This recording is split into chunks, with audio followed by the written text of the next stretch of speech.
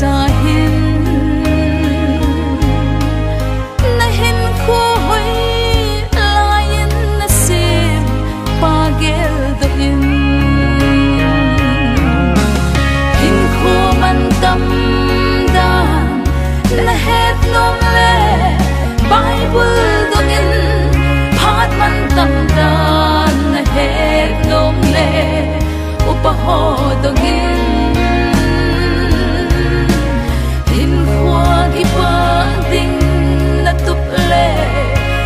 Hin dong in su ting nong mon sang kim na nei tan na te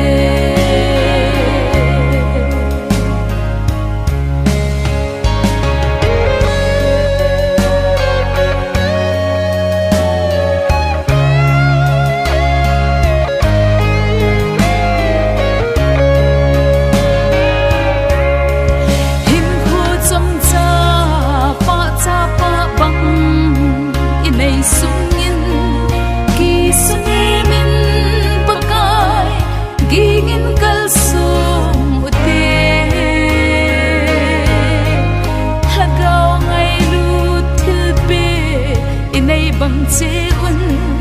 ton son kama din go khol sing u hite pakai ding nga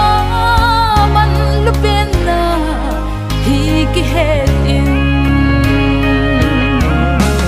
hin khu man tam dan na het nom le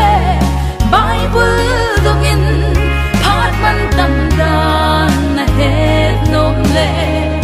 upaho dong in hin khwa ki pa ding na tut le pathen dong in su ding